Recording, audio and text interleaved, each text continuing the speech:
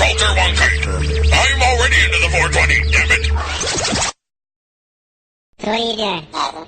Nothing? Why not? I'm trying to get on this Lifestyle Radio website. Sounds like a cool website. Yeah, it's alright. Oh, wait, I might have it. You might have it. You're listening to Lifestyle Radio. The opinions expressed during this show are those of the individual participants and do not necessarily reflect the opinions of their associated organizations or Lifestyle Radio. What's the matter with that cat there? Must be full of reefer. Full of reefer? Yeah, man. Mean that cat's high? Sailing. Sailing? Lightly.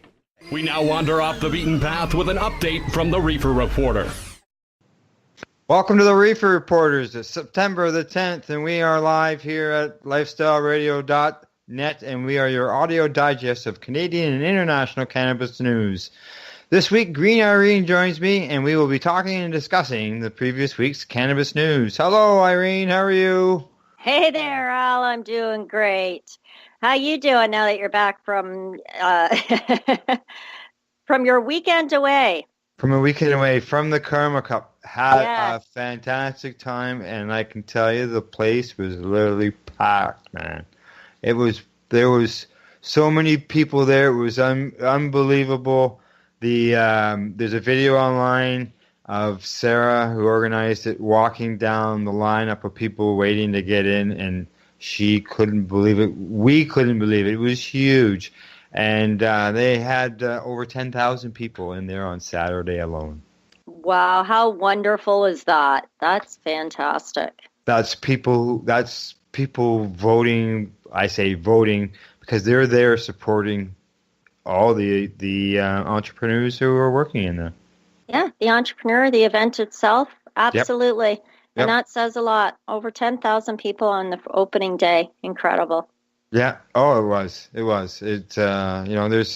was some problems midway through, and the event organizers met that challenge and succeeded in doing so. Beautiful. So, yeah, it was a great time. I can hardly wait until next year's. I'll be there. Well, high water. Just so you know, there was one fella who entered 6 different categories in the bud category, 6 different times, and he won 5 awards. That is wonderful. And what was the strain? Oh, don't ask me. Okay. Different strains, different categories.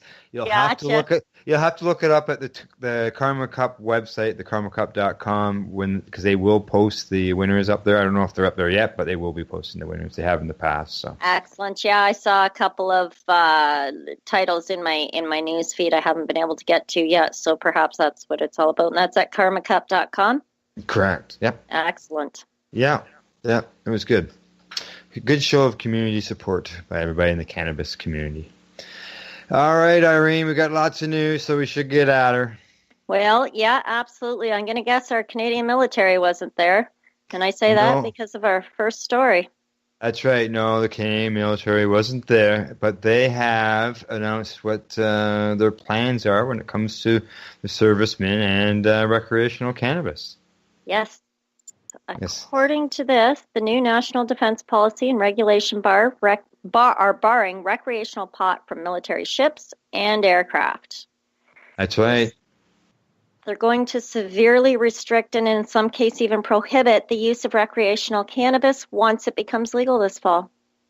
Yeah, last Friday they released all their accommodating regulations and what they want to impose for limits and stuff within the military.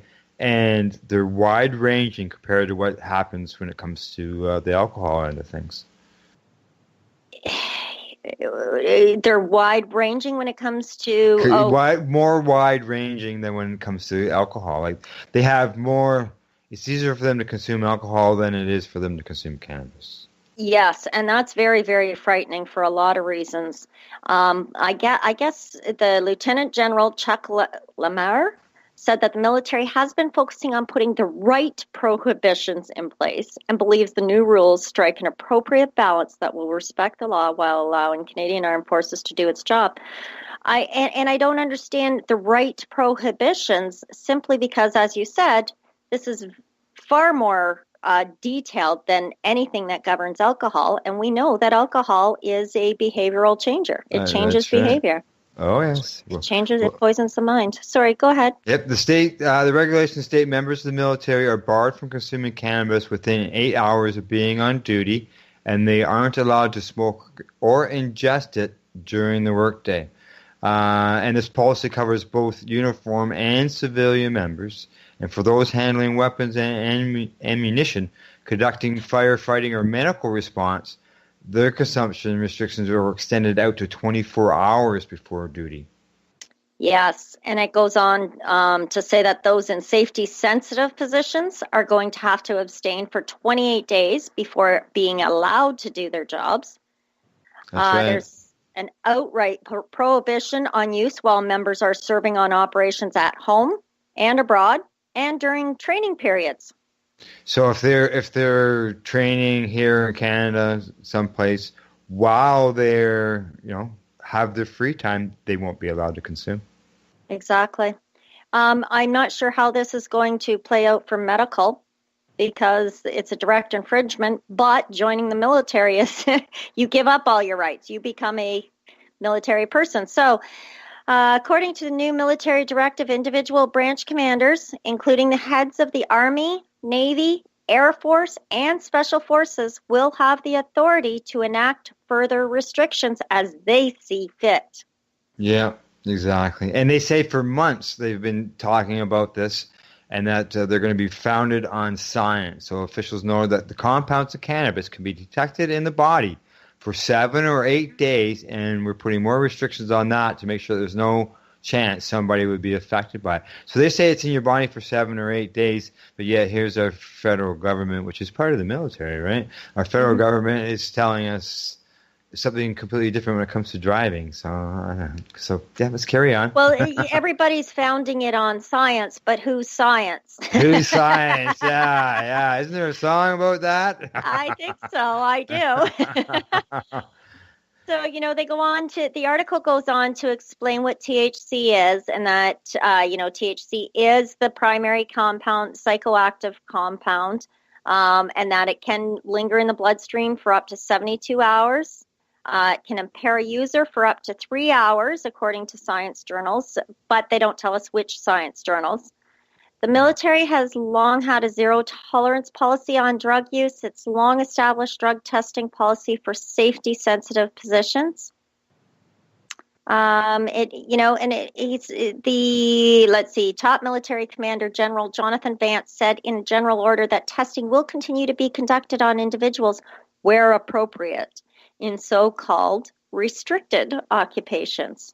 Yeah, well, these restricted areas are pilots, aircrew, search and rescue technicians, submariners, divers, flight surgeons, plus more. They don't say they say among others, so it's plus more. There's more than just them. Mm-hmm. Well, it says for those not serving in such high-pressure occupations, the military rules will be similar to those governing the consumption of alcohol. If someone shows up at work and their supervisor suspects they're stoned, they can be suspended from duty and referred to medical technicians. Yeah, the new policy gives the military the authority to demand urine, blood, and saliva samples in the event of an accident where impairment is suspected. Yep. Well, I guess a military expert said there could be an administrative and legal minefield ahead for the military. I think so, too. I think so, too. They say that the biggest concern is how it's going to be implemented and how it's going to be treated by the chain of command, because the chain of command has this instinctive response to cannabis use that in some ways strikes them as being unreasonable. Well, I can see that. Yeah, absolutely, and that was said by Rory Fuller. He was a former lieutenant colonel, and he's a military lawyer who's now in private practice. Throughout the development of the policy, there's been intense internal debate among the various branches of the military, with some arguing that for a total prohibition in some of the occupations. The military's former judge advocate general argued that both behind closed doors and in public, that banning cannabis in the military once it's legal would be an uphill battle. Yeah. Now, according to the lawyer, they say that if they overreact and start hammering people, overreacting because how dare you smoke cannabis, then you're going to have an administrative measures, which much more readily, for disciplinary issues. Mm-hmm. Well, the administrative measures don't undergo the same legal scrutiny. And in the end, I guess, since 2007, the military has conducted random blind drug sampling tests, and the results have shown consistently that cannabis has been the illegal drug of choice in the military, more popular than cocaine or other hard drugs. We believe our members... So, sorry, go ahead. I was going to say, well, that will all end on October the 17th, because cannabis will no longer be an illegal drug. Right. I took a minute and I went through some of the comments as to what other people were saying on this. And this fella down in the comments section says, he spent a little bit of time watching the YouTubes of the ANA fighting in the Taliban ban. And sometimes they're stoned, but they certainly didn't seem to be following the new consensus view of the Canadian military brass. So go to YouTube, and there's a reason why, I understand from a military perspective, from a militant perspective, things have to run like a well-oiled machine. And that means you do as I say, not as I do as I say, and don't question me. If I ask you to jump, don't ask me how high, just do it. I'll let you know when you're high enough. Yeah. But when we look at this from a medicinal perspective, this really kind of frightens me, and I think that's where they're going to find the most difficulty with their administrative uphill battle. It'll be interesting if a person comes forward with that issue. Yes. As far as a medical patient. All right, Irene. Well, shall we move on to our next story? Oh, let's. Let's. Canada could be a leader in the global cannabis market if the rules loosen up. Yes, they sure do need to loosen up. Well, as Canada inches towards legalizing cannabis, recreational cannabis this October, many are wondering whether the country can leverage its booming domestic industry from an international trade perspective. Well, several global brands have expressed interest in Canada's cannabis sector, including things like Molson, Coors, and Constellation brands, who have already made really big investments. Well, Lisa Rand, the founder of a vaporizer company called Vapum, says that no doubt Canada will become a global leader or player in exporting cannabis to countries who've recently legalized the medical product, because they haven't established a growing facilities yet. Because that's basically what happened here, where we had a medical program before any suppliers. Right. That's for years. So yes, I hear what she's saying. We've got an excellent opportunity here, but we need to get our growing facilities set into place. We need a plan. Yeah. And she says right now, her company that produces vaporizers, she sells to over 20 countries and has offices across North America, including Asia. There's never been a better time to be a Canadian, I believe, she says, not just in terms of what we're doing within the industry. There are certain companies that have gone the extra mile to invest in these other countries. We have really great partnerships in Europe, for example. Yeah, well, according to a Rider University instructor, he says that we're currently shipping cannabis to several of these countries already, and we're already taking advantage of this opportunity. And he talks about going to Europe, where there's like more and more countries talking about legalizing, and this gives an opportunity to supply them. Yep. Because it's odd when you read the news now, you hear about these deals, and you think, well, geez, if there's not a lot of legal or medical cannabis countries out there, but now all these countries are starting to line up and do all this. Well, we are the leader, and let's hope it doesn't go to our heads, and let's do it right, because we're setting that precedent. At this point in time, Canopy Growth has they've got products to the Canadian medical market alone. They give over 6,200 kilograms in Canada, but they have the necessary agreements to export cannabis to Australia, Brazil, and Germany. In addition to that, the company expects to add an additional 5 million. What is that? 5,500,000 square feet. 5 million square feet Of production over the next 12 months. So, I mean, some of the industry leaders like Canopy Growth and Aurora and those, the big players, Tweed, these guys are ready to move into the other countries and make it in. Yeah, well, according to that expert from Ryerson University, he says that he is among those in the cannabis industry who believe that unless the laws and the markets are opened up, which we know like Karma Cup, allow all these entrepreneurs involved, this will become the next BlackBerry.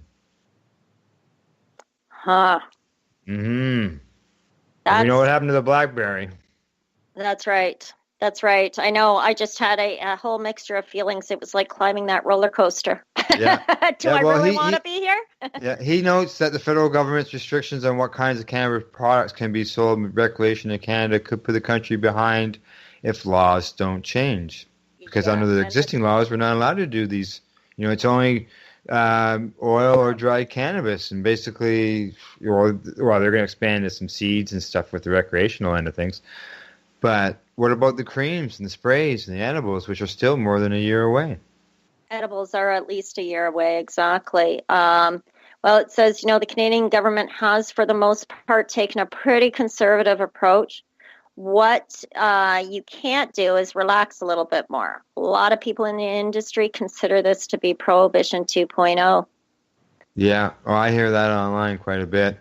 Now, according to a general counsel and legal cannabis investing firm, Canal Royalty, they say that Canada has been immensely hamstrung in restraining because of the restraints within the regulations around the cannabis products. Yeah. They go on to say that our regulators, they're trying to do the right thing, but unfortunately there's a trade-off. If you have regulation that's too conservative and protectionist, what you have is an economic activity being stifled. He suggested, however, that Canada could become a competitive jurisdiction if these laws relax around branding and marketing. Yeah, well, he is optimistic that regulations will eventually be relaxed and markets will be opened up. But, yeah, when? But because of and because it's expanding so quickly and the other countries are saying, hey, wait a minute, Canada's on to something here, are they going to jump on board and jump ahead using our what we've done to date, just because we're so busy trying to keep it in the cage, Yeah. Being so restrictive. It's really kind of frightening. We're developing world-class expertise, patented products. We'll have all the opportunities that flow from that to export around the world, he says. Well, these guys aren't the only ones who say that. I see we have a former federal conservative leadership hopeful who agrees with that. Yes, we do. And then, I was jumping ahead on us there. I'm a super fan. It's not most days. So yeah, let's see if we get all those products out there. Yeah, what Canada's going to do? Yeah, well, as our next story says, as I mentioned, one of our former Conservative Party hopeful leaders that lost out in the race, he agrees. He agrees that Canada could become a leader in global cannabis market. It's two different stories and it's got the same headline. The stories are all completely different, though, eh? Because this is about Kevin O'Leary, and Kevin O'Leary, I used to see him on TV all the time on CBC, and he's always been. This is business. This is going to be made money. He's very logical, yes, and I like his logical approach. Yes, he's passionate. He's passionate about money, but he's more logical when it comes to business. And he's saying this is the one that is sparking the most interest globally. it's cannabis. The international interest in the budding industry is not focused on the upcoming legalization of cannabis for recreational use, he explained, but rather the potential for Canada to lead the way in the science and production of medicinal cannabis. How cool of an opportunity, Canada. Let's do it. We can own it. Canada can own it, he said. That potential I've never seen in his investment lifetime. Well, as I said, he's been researching the cannabis industry for a number of years, and he sees the potential to make huge profits, but he has not invested yet. Well, he says that himself and other potential investors remain on the sidelines because of the U.S. federal laws. In the U.S., cannabis is classified as a Schedule I narcotic still under the Controlled Substance Act.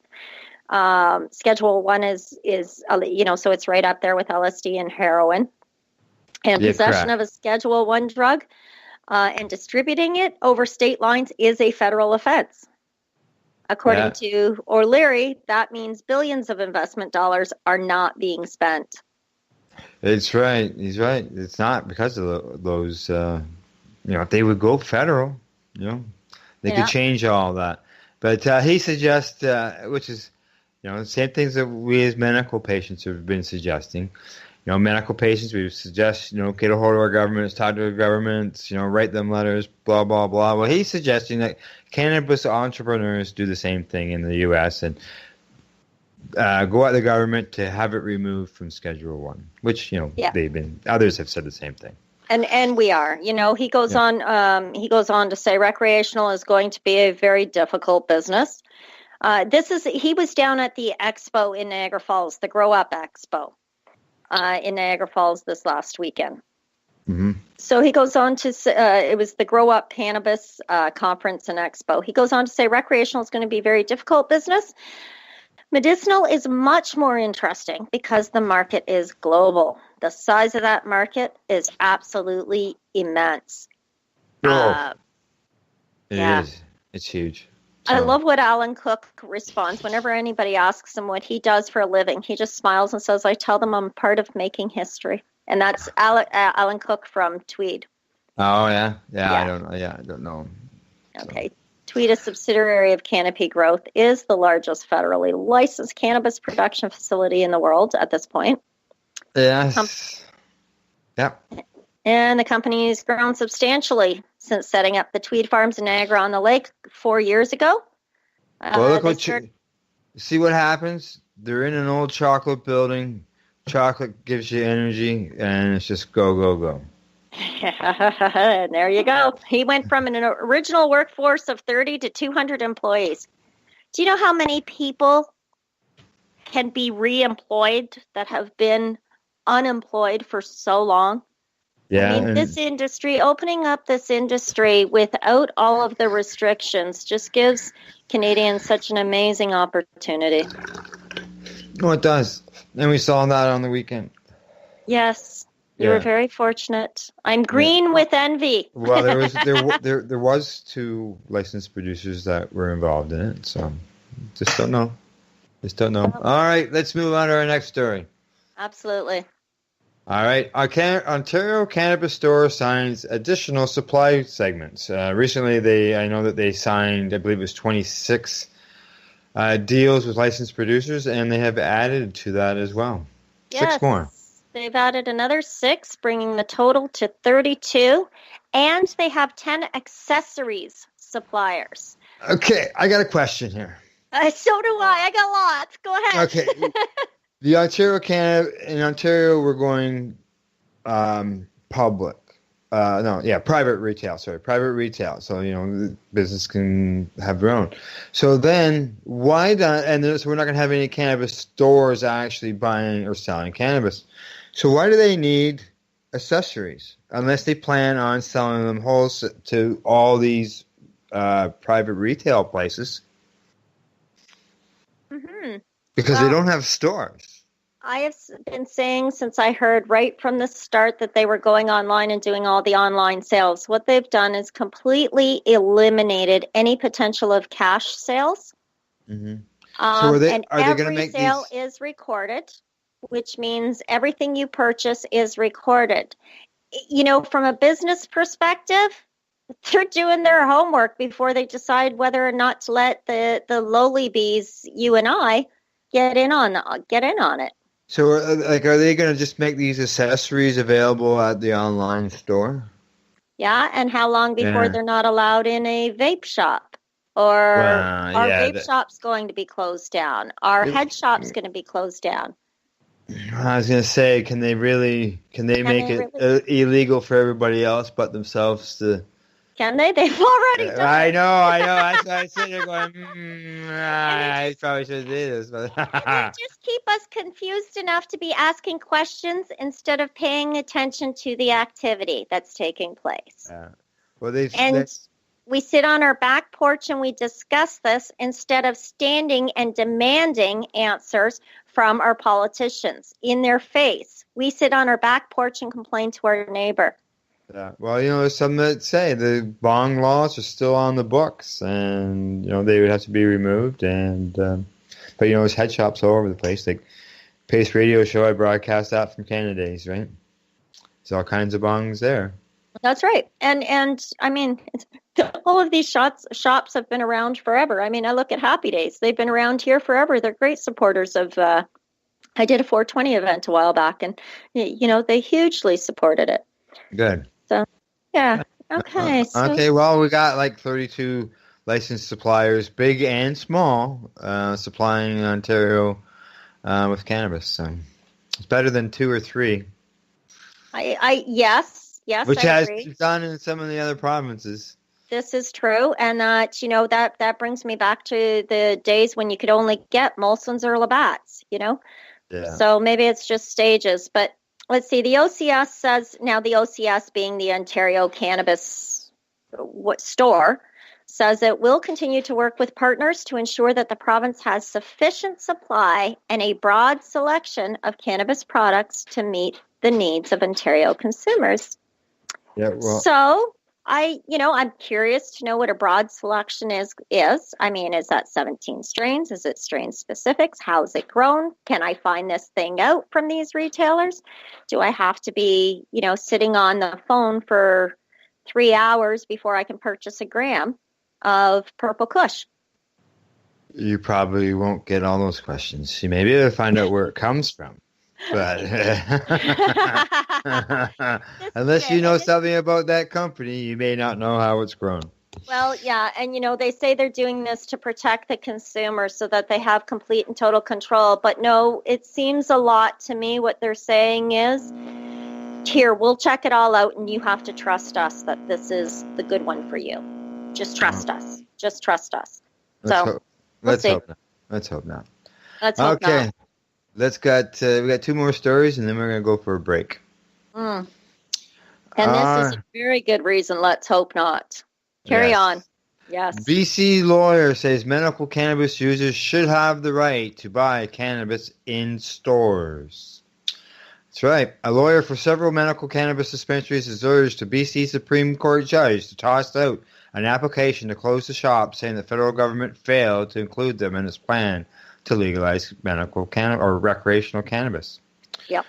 Yep. John Conroy. Oh, sorry. No, go ahead. Go right ahead. I was just going to say, John Conroy said on Tuesday the dispensaries have been operating illegally in a kind of gray zone, while the city makes about $30,000 profit from each business license. The City of Vancouver required medical cannabis dispensaries to be licensed starting in June of 2015, and many have continued operating without a license, and police haven't taken action, unlike in Toronto, where the police have been raiding many similar retailers. Constantly. Now the city is seeking a court injunction to shut down about 50 dispensaries that remain unlicensed, and the city, in doing what it's doing, is aiding and abetting the continuation of illegal activity, is what John Conroy told the Chief Justice. The city, in doing what it's doing, is aiding and abetting the continuation of an illegal activity. When they're taking $10,000 from somebody or $30,000 from a business to allow it to continue, geez, It is, yeah. I mean, they're aiding that. That's right. Yeah. Conroy said it's up to the federal government to create provisions for medical cannabis users to buy their cannabis at a store, the same way that recreational users will be legally permitted to do so starting in October on the 17th. The Corona Health Foundation is the lead plaintiff in the case and currently operates one dispensary that is licensed and another that is not.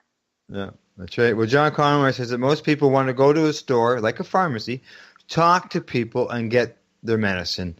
They don't want to grow. Not everybody wants to grow it for themselves, and they don't want to sit around and wait to get it in the mail from a licensed producer. And you got to, and on that as well, I believe under the laws and stuff, they can't claim certain medical benefits. Like when you go to these to the recreational stores, they can't claim medical benefits or anything like that along that line, or give anybody much in the way of guidance. No, they can't. But medical patients need that. Correct. You know, they need the right, especially if you're not familiar with cannabis or you're not a regular consumer and this is new to you. You've been given a license. You don't want to go and spend, you know, maybe the only $140 you have and deciding between groceries and cannabis. And some patients will have to make that decision when ordering from a licensed producer because cannabis is not covered by any insurance program at this point in time. So, do they even know what they're getting? At least in the store, people make purchase decisions based on a lot of different things, from the education of the retailer behind the counter and your comfortableness as the consumer saying, well, what about this and what about that? We want to know smell. I've had a couple of clients ask me, well, am I going to smell like weed if I utilize this? You know, they're elderly ladies. They don't want to go to church smelling like weed. No. Would somebody say that was an odor that would be banned, like perfumes? Possibly, maybe. But I mean, these are the questions that that patients want to be able to ask. And that's why when he says that most people want to go to a store like a pharmacy and talk to people to get their medicine. Yeah. Absolutely. And makes sense to me. Yeah, exactly. Me too. The right of medically approved patients to reasonable access is to prevent the violation of their constitutional rights. The security of their person is involved. A doctor has said, you are approved for this medicine. That's right. The City of Vancouver and British Columbia and federal government maintain that the individual patients, not dispensaries, should be arguing for themselves about their need to reasonable access medical cannabis. Well, I believe that argument has been going on since the turn of the century here. Yes, absolutely. We've had a legal program for 17 years where the patients have been arguing. Hello? Yeah. Some people just speak without thinking, eh?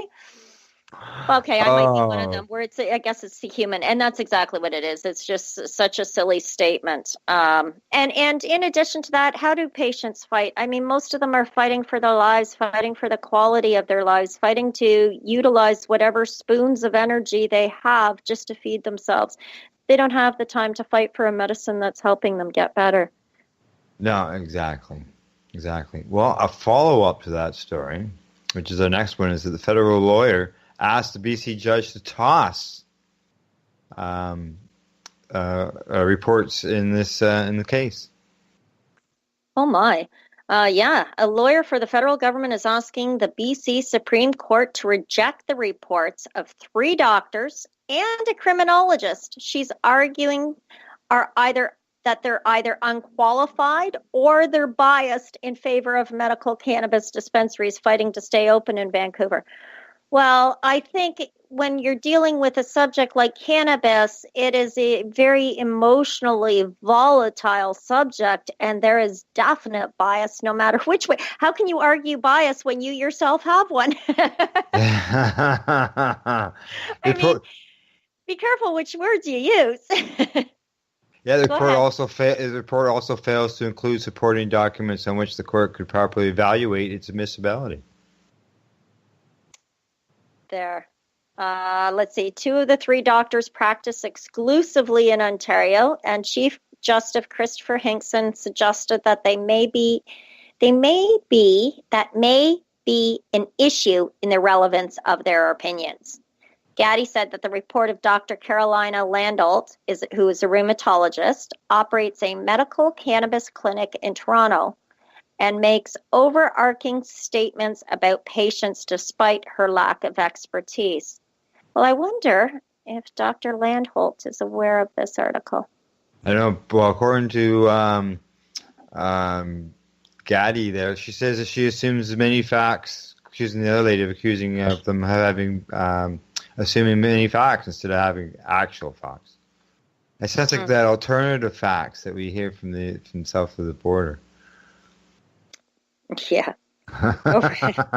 No reference to how much experience she has with such patients. That makes her an advocate in the sense that the courts discourage, she said, of the doctor's strong views in support of medical cannabis dispensaries.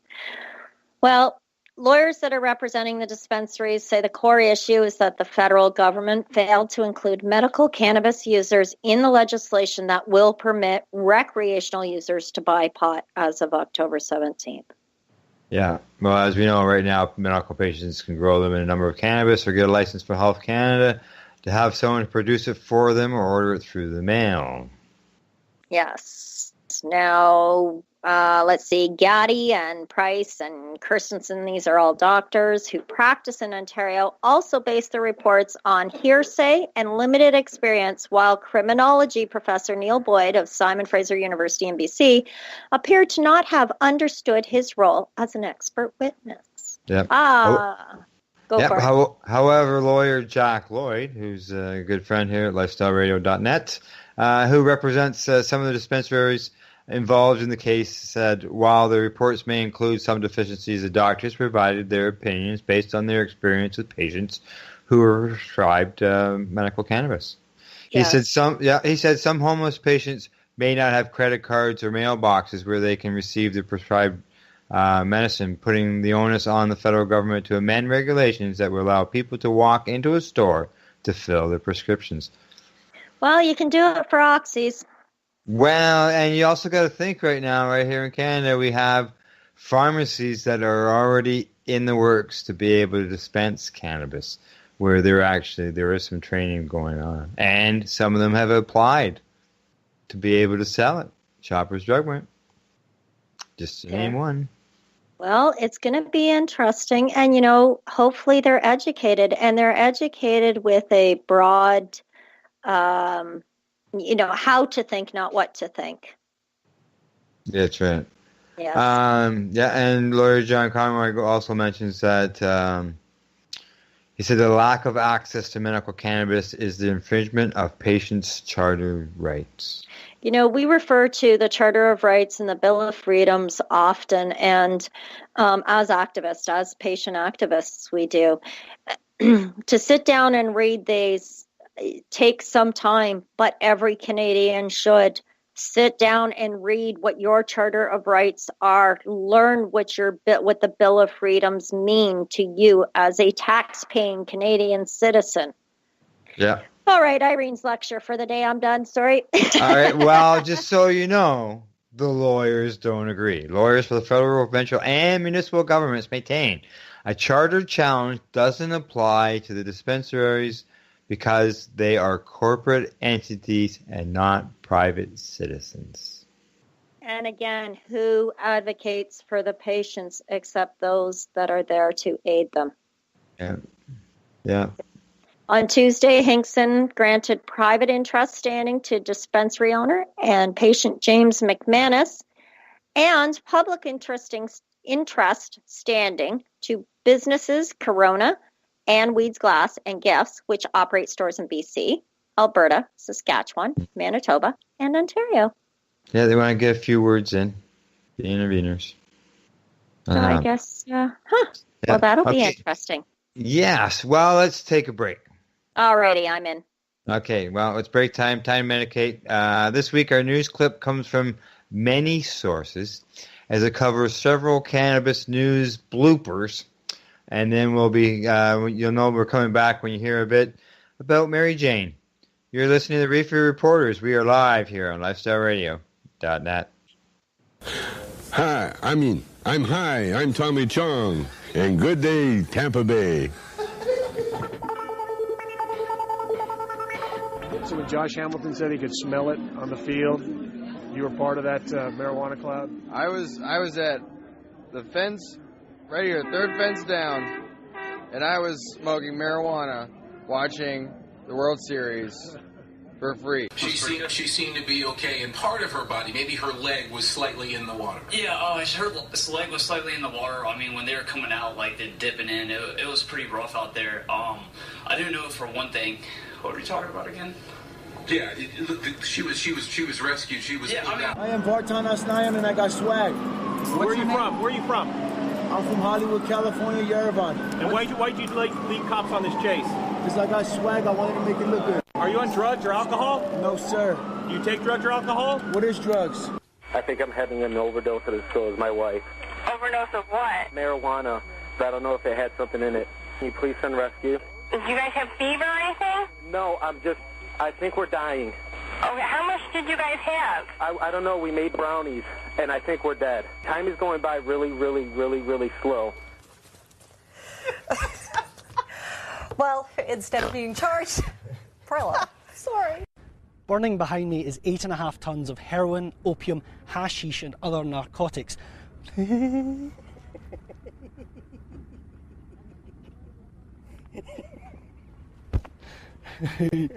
on then, let's go.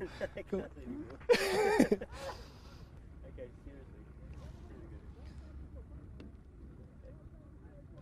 Burning behind me. No, go.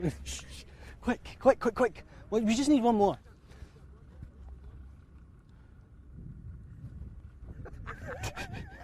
So, Randy, I got to ask, how extensive was your research in the back of that limo?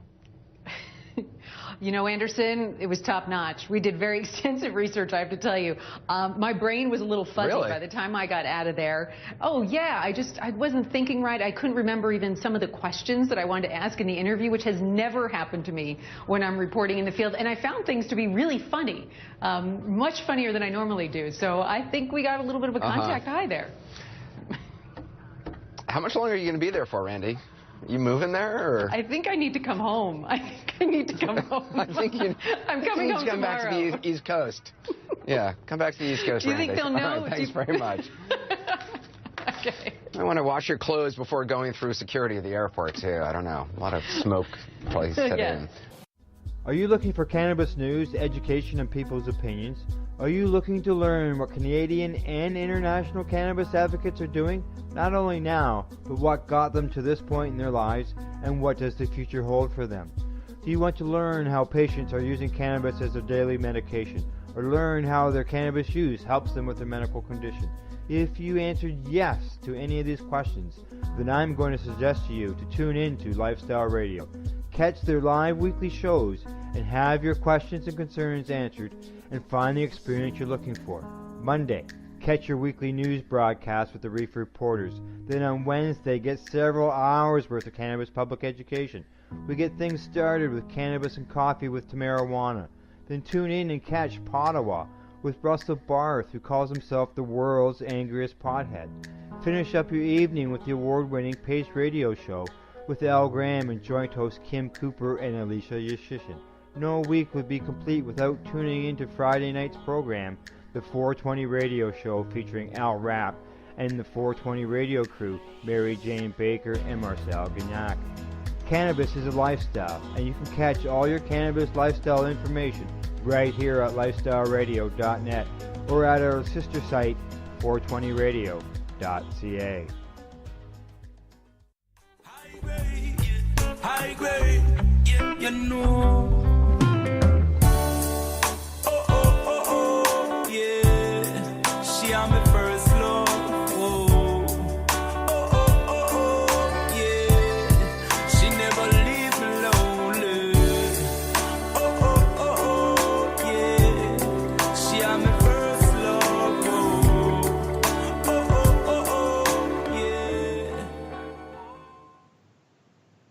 Hey, we're back from our break and our medication session. We've still got lots of news to cover, so it's time for Green Irene and I to get right back into the news. Well, Irene, I'm back. You're back. That's good. That's good. Okay, in our next story, it's offering free cannabis. And everybody's probably free cannabis? Well, it's not quite just that. Free cannabis is offered at BC Clinic to help illicit drug users detox. It's a good story. Yeah, it's a fantastic story. And you'll notice that CTV News also has a lot of side links, like more information as well, because cannabis really is a safe alternative. And, where it was the article says, where it was once considered by many a very dangerous gateway drug that could lead smokers to experiment with stronger drugs on the street, but could be smoking weed actually be an effective tool to kick addiction? That's the hypothesis at High Hopes, Canada's first full-time cannabis harm reduction program.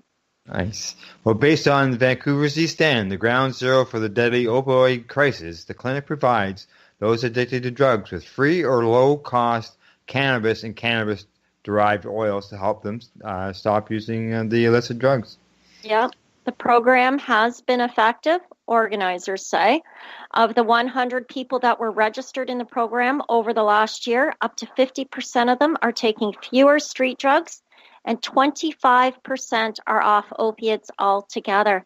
The success appears to support promising preliminary research out of the University of BC that suggests daily cannabis use significantly lowers the risk of overdoses. Oh, yes. Coordinator Sarah Blythe opened the clinic last year after consulting with drug users looking for help. She says it gives them a way to have an alternative to the drugs that they're getting on the street. It's safe. It can reduce pain. Yeah. The program started by collecting cannabis donations from patients with licenses from Health Canada. It since has accepted help from what Blythe calls the gray market, in other words, local dispensaries that are not yet legal. High Hopes also offers CBD oil, which doesn't contain any of cannabis's psychoactive ingredients. As we know, it's THC, and that's touted for that. The aid for anxiety, pain relief, and inflammation. Yeah, well, last year, nearly 4,000 Canadians died of opiate overdoses. About 1,400 of those deaths, or about 1 in 3, were in British Columbia. The province announced plans Wednesday to launch a class action lawsuit that alleges 40 pharmaceutical companies falsely marketed opioids as less addictive than other painkillers. I caught that. I had wondered if you and Kim would speak on it, and I didn't get back to it, and you just triggered my memory when you read that, because I would really like to see where this goes. Yeah. We didn't touch on it last week because we didn't have a show. Oh, it was Holiday Monday. That's right. Okay, right. I remember you saying that. That would be why I didn't catch it. Clinic's operating. Sorry. Go ahead. This clinic is operating well before cannabis becomes legal nationwide. But Blythe said waiting isn't an option. What we're doing is not fully legal, but we see it helps, and we are desperate to help people, she said. Watching people die just isn't okay. No, it's not. And Melanie Pratt credits cannabis with helping her detox. She turned to cannabis after nearly losing her arm when a needle broke while injecting crystal meth. She underwent treatment in hospital where she swore to quit illicit drugs. Pratt said that smoking cannabis helped her eat, sleep, and find peace. If you're not withdrawing or feeling any pain, then you feel good, and I just think it's a lot less harmful than other drugs, she says, who is also now a volunteer at High Hopes. That's perfect. Yeah. Well, and it's so true. I myself have been pharmaceutical free now. I'm in my 7th year, and I attribute it all to cannabis. And I think many of us can say the same thing. Now, I mean, those pharmaceuticals are an awful lot to take, and they do destroy the body. And having an alternative for pain management, having an alternative for inflammation, having an alternative for sleep or eating issues, cannabis is the answer. This article, it says, regardless, the findings are promising, Malloy said. That would be Dr. Malloy. So this seems to indicate that cannabis might be almost a sort of ad hoc harm reduction strategy by people who are trying to control or change their use of other drugs. Malloy and his research team are planning a clinical trial to further test their findings. Super. Good to hear that. Good to hear that. Yeah. Yeah, it's helping so many people, and I see some people online that say, "Oh, let them die, just let them kill themselves." No, people who are addicted to drugs, it doesn't mean that they did this on their own. It could be traumatic experiences, whatever. And they are people too. Well, and you know something, I'll tell you, I have found in my in my experience, a lot of people that have become addicted to drugs started off with a doctor's prescription. And, they fell off the roof and they got a bad back. They were in the construction field or industry, or they were on their knees for 10 years pouring cement or what have you. And the doctor started them on oxys, and the oxys worked until they didn't. And then they had to take more, and then they had to take more. And the doctor said, no, no, no. But you know what? Their friend down the road had a couple extra oxys because his doctor prescribes them to him willy-nilly. So all of a sudden he's paying for those. The next thing you know, his buddy says, well, you're taking too many of those, because it is a drug, unlike cannabis. That's I get very frustrated when I keep hearing cannabis be called a drug. It's not a drug. It is a very nutritional supplement as well as a medicinal aid as a herb. It's a herb. Just like all of our medicine does come from plants and from our natural earth and our food. That is how we repair our bodies. So, yeah. You done with another rant? Did I do it again? Sorry. Oh, not a problem. Okay, on to our next story. All right. Okay, once cannabis is legal, don't expect Canada's gray market to vanish. And I completely agree. Yes, absolutely. On paper, it all seems perfectly simple. 5 weeks from now, Canada will flip a cataclysmic switch, and just like that, cannabis will be legal. Goodbye, century of cannabis prohibition. Farewell, black market. Hello, officer. Put that badge away and sit for a while. There's no crime here, not anymore. But as the government well knows, what's written on paper won't add up to anything nearly so blissful. Though October the 17th looms as a cultural and legal sea stage, cannabis will not shed its stigma overnight. No. As the new law takes a hold, few expect the vast market and gray markets that carried this Canadian cannabis to the moment that we're at to vanish like so many puffs of smoke, surrendering lock, stock, and barrel to Bay Street's new publicly traded titans of factory-scale production. Yep. The day cannabis becomes a legal, activists and cannabis law experts say marks the start of a prolonged, uncertain, and potentially ugly battle for the shape and soul of the industry that emerges from the regulatory haze. And yes, that's just the start. It's about to start. Exactly. Yeah. It's Prohibition 2.0. You hear that expression being thrown all over social media right now. That's right. It is. I think it's going to be a very ugly battle to shape the soul of this industry. Yeah. Well, according to Toronto-based lawyer Jack Lloyd, he says that I haven't had a day off in 2 years, and I doubt I will for the next 5. There are so many legal battles ahead. He's right. Yeah, absolutely. He argues that the full heft of the Canadian cannabis expertise resides within that gray market. If done right with careful vetting and regulatory patience, Canada could yet see a craft cannabis industry every bit as diverse and flourishing as our craft beer industry. Yeah, he says that we're about to enter a period of transition where everything is at stake right across Canada. You have big, well-financed companies who have a large head start on the smaller scale grassroots growers. And the worry is that the big players are going to oversupply the extent that they choke out the grassroots community's ability to be even part of what comes next. Well, as he says... The other scenario, the bad one, is that we go back to the cannabis equivalent of 1970s beer experience. Labatt's and Molson's, and that's about it. Yeah, I think I mentioned that earlier. I see you it did. coming. Yeah. That's what I thought when I was looking at. Hey, Irene said that. Same page, my friend. Same page. Cool. It's nice to be on the same thinking track as some. That's right. It's not all doom and gloom. The language of the Act allows for micro licenses, and so there's a legal pathway that acknowledges the need to bring the gray market on board. But the regulatory process takes time, and what's needed now is patience on the part of prosecutors and police, a grace period to let the process of moving out of the gray market happen without fear that small growers will be prosecuted.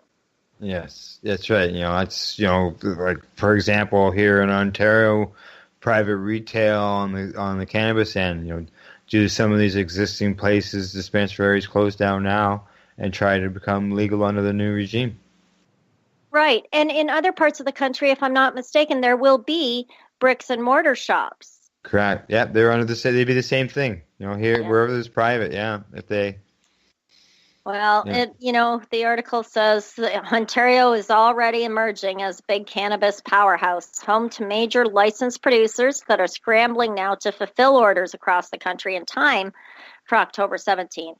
One recent example, the Nova Scotia Liquor Corp, 2 weeks ago announced 11 Ontario vendors were among 14 companies supplying its initial cannabis orders, totaling 3.74 million grams.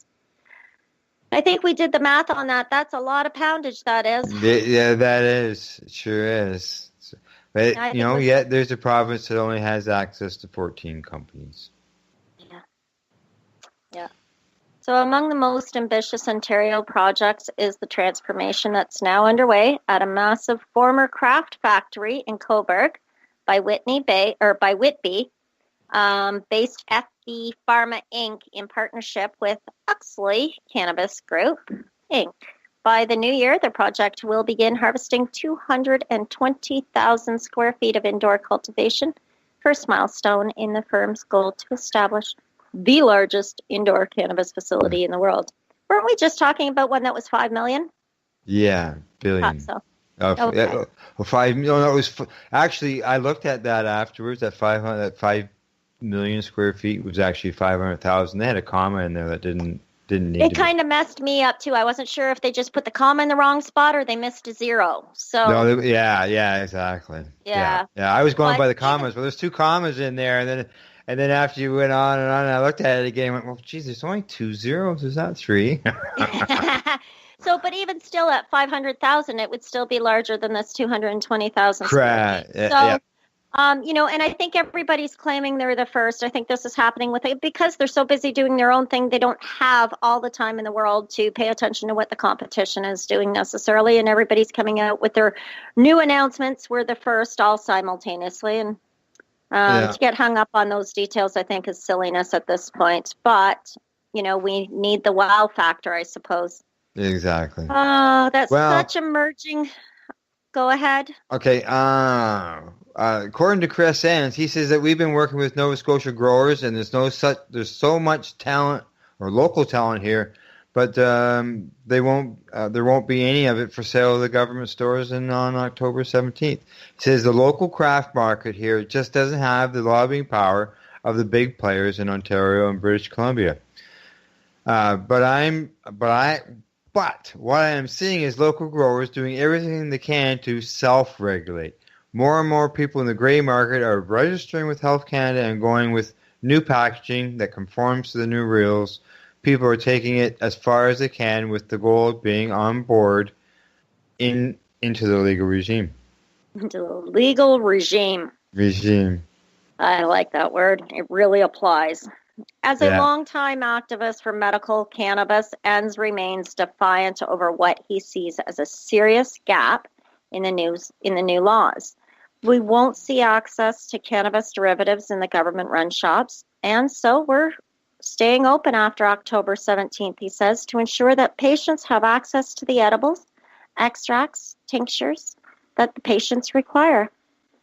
No, he says, in that sense, October 17th is just another day. We're going to be roaring from the mountaintop. We're not going to be roaring from the mountaintop.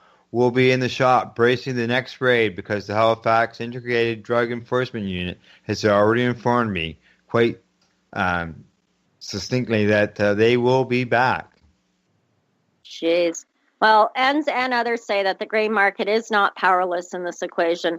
Just as he intends to stay open and continue the fight, he expects local growers, if they're unable to find a foothold in the legal market, will retreat and go back as gray market providers, but with a few new ideas about how to do business. Yeah, well, one scenario under discussion within the gray market circles, according to a couple sources, they want to be legal. We want to pay the taxes, but if there's no pathway for the mom and pop growers to do so, many will just stick to business as usual, but at a lower price than the legal shop. Yep. It's not ideal. People worry about how aggressive the policing will become, but some people see no other choice. Well, it says, I know one couple in BC, they're pensioners without a pension. They've grown for years, and this is what keeps them going. They've had the same small circle of customers for decades. By all means, go after organized crime. I'm quoting here. By all means, go after organized crime. Go after the real bad guys with the huge grow-ups, blah, blah, blah, and so on and so forth. But, you know, another immediate issue here is the fate of the many hundreds of private Canadians online cannabis shops. That these things have been popping up exponentially in recent months. On October 17th, should these private mail order outfits remain, they will be violating the exclusive realm of the government-owned, back to that regime, Ontario Cannabis Store, and the rest of Canada's web-based outlets, and in many cases offering a significantly lower price per gram. That's right. Well, will Ontario and the other provinces allow the mail order privateers to continue cutting their grass? Nice. Well, according to Chris Enns, the online issue is especially tricky in that they are protected somewhat by the sheer cost of prosecution. If police make the effort to find out who's behind the website and then try to figure out where the product is stored and where the money is, it becomes a game of cat and mouse. And what if it ends up being operated by individuals not in the country? Well, the prospect of such intense, elusive competition, together with the challenges of shifting into the legal market, has prompted some gray market veterans to consider burgeoning markets elsewhere as the cannabis thaw spreads globally. Yeah, well, then they go into an example of a company that's going to grow in Colombia and stuff like that. And then so, it just goes on. Yeah, go ahead. Yeah, no, I was just going to say, and you know what? I think that's exactly what's going to happen. As for online, like I said earlier, once you start purchasing online, everything is recorded. Is the Ontario government going to give up those sales once they see the potential of it? And are they going to see the potential of it? Because many moms and pops who have been growing their own forever, making their own products and know how to make their own edibles and medibles, et cetera, if it's not available in the way a regular consumer is familiar with, let's say brownies. Everybody knows brownies. Well, if I want a brownie, and I can't get it from the government, I'm going to make my own. Yeah. I want a bath bomb.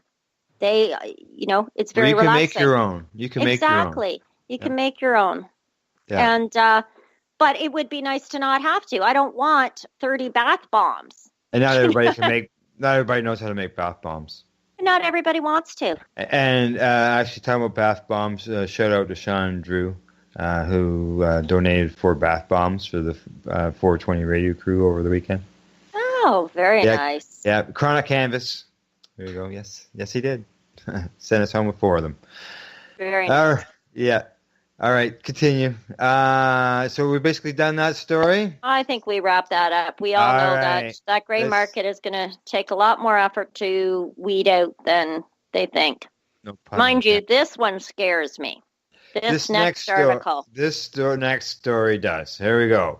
A startup with ties to Bayer has inked a $122 million deal to make lab-grown cannabis, and it's eyeing the pharma industry.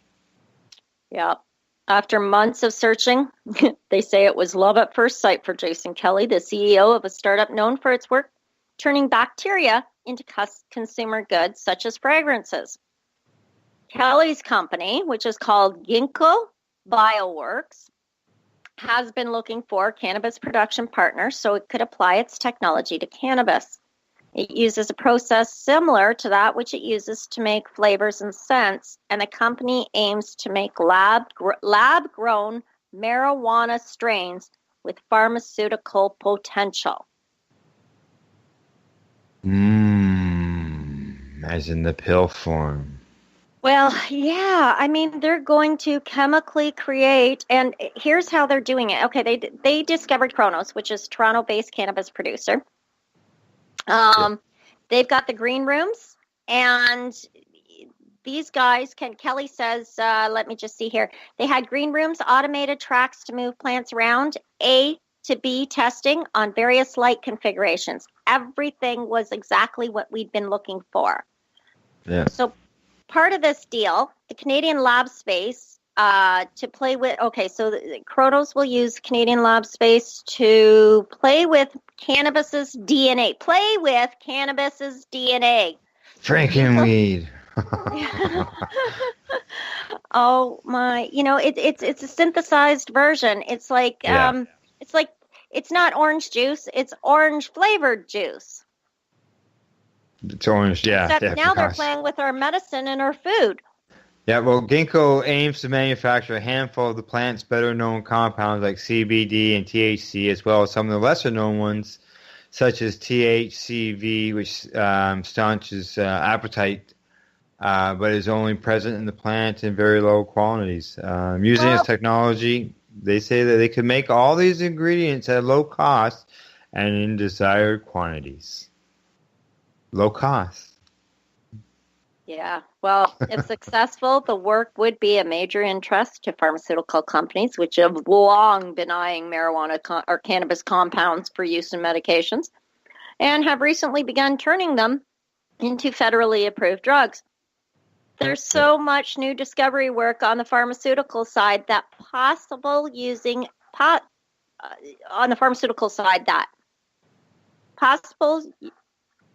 our approach, Kelly said. That's definitely an area that we're excited about. Well, I don't know, but from a medical patient's perspective, I find that very terrifying. I'm not excited by it at all. Yeah, Kelly's company has also partnered with big names like Bayer AG and Cargill. Hopes to use the processes it's already perfected using yeast and fragrances to create 8 marijuana compounds in the Kronos Canadian lab. Yes. Oh, it's just, I don't know. This is a bit of a scary situation. But, yeah, they're trying to make the pill into things. They say in the U.S., the federal government approved Epidiolex, which is for the Epidiolex, yeah. There you go. You got the right word. A CB-based epilepsy drug. Last year, it greenlit Marinol, a drug made with lab-grown THC that treats nausea and other side effects of chemotherapy and AIDS. So they're looking at, obviously, expanding on the Marinol-type drugs. Marinol is just an alternative of what Nabilone is. Nabilone being in Canada. And let's take a look at how much that synthetic cannabinoids have affected people. This is what's sending people to the hospital, for God's sakes. These scientists and wallet thickeners, that's what I'm going to call them, money chasers. They don't give a shit about the patient. That's the bottom line. They don't care what you're taking. You need to. Pharmaceuticals should not be your first line of defense if you are a medical patient. Go natural. But Drug makers continue to face high costs for conventionally grown cannabis. Oh, wrong one.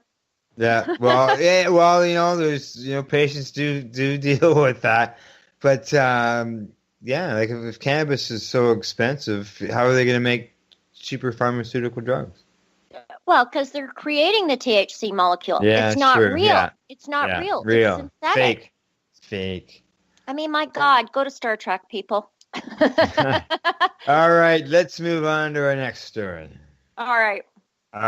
Good, because that one's scary.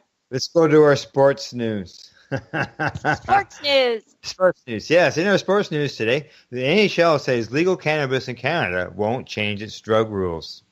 Well, tests will continue, though positive results don't necessarily result in a suspension.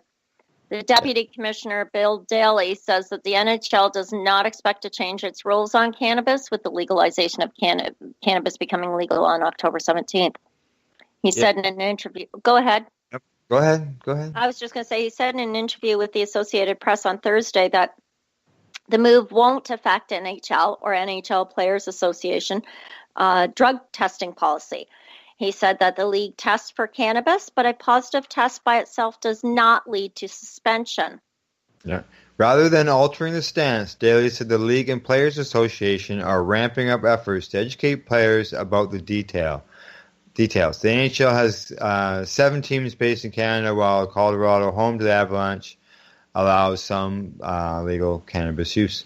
So, the NHL is not going to change things. It's nice to see that it doesn't necessarily lead to a suspension, which is happening in other sports still, because it will be an illegal substance here in Canada. And if you're based in Canada and you're playing here, they keep classifying cannabis as cannabis as cannabis, and I agree, cannabis is cannabis is cannabis.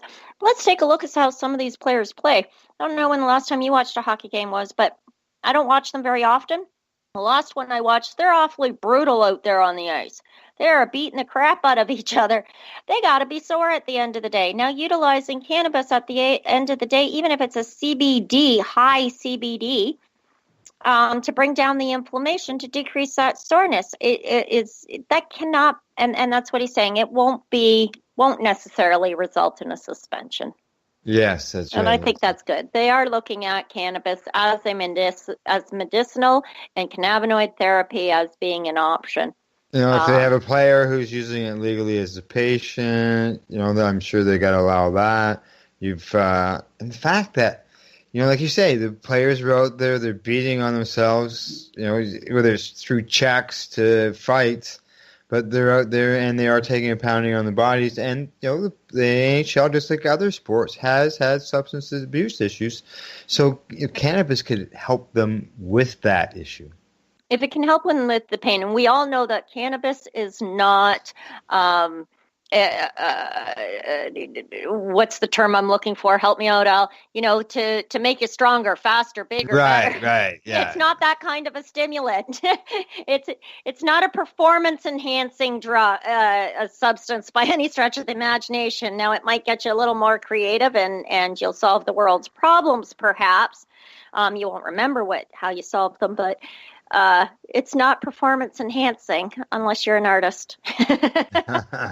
All right. From sports, let's head to a country that does not have ice. But performance enhancing. Something to do with a race years ago, eh? Wasn't cannabis, though. Sorry. No, it wasn't cannabis. No, there was a snowboarder. Lost his medal, got his medal back. There we go. Okay. It wasn't a banned substance. All right. We're talking about Africa here. Yes. We are off to Nicaragua, and the president, or hopeful there, says that he wants to make cannabis a great exporting item there for their country. Well, I don't know if you watch Strain Hunters or not, but they do have some of the best cannabis strains ever because they have been untouched by mankind. The president, or the wannabe president, a publisher and presidential hopeful, says, he'll make it exporting hub if elected as president. Some of the best cannabis in the world are grown in Ekiti State. I'm very serious. People are making billions out of that particular plant. That is very potent in Nigeria. We should be focusing on it, and he should. It should be. Well, apparently, this must have been released in a video because it was it's a controversial claim, and it has gone viral on social media. He was speaking at an event organized by a non-government organization in midweek. His reasons for advancing, like you said, for the billions of dollars. Mm-hmm. So, yeah. He says we've got to start taking care of our, what did they call it there? Igbo. We've got to start taking care of our Igbo. So that would be cannabis. Such that we can also contribute to the GDP of the world. Gross debt, he said. Some of the best weeds in the world are grown in the Ekiti State. I'm very serious. People are making billions out of that particular plant. Yeah, that is very potent in Nigeria. And our National Drug Law Enforcement Agency should get the notice, memo in advance, that if Nicaragua will be exporting cannabis to cure cancers in other parts of the world, instead of chasing other people who grow cannabis, whereas we are not chasing our other politicians who are smoking cocaine in their houses. Yeah, that could get him in a lot of trouble. Politics over in Africa are a lot different than here in Canada. Yeah. So we'll see what happens. See what happens in the next election. Yeah, let's see if he gets it. Nigeria will be exporting cannabis if he does. If he becomes the president. Yeah. Let's see if he. Yeah. Well, it can improve the economy, and if it can do that, then that's fantastic. Yeah. Yeah, all right, absolutely. Last story, Irene. Here we go. Canatech Sydney hosts Australia's first ever global medical cannabis summit.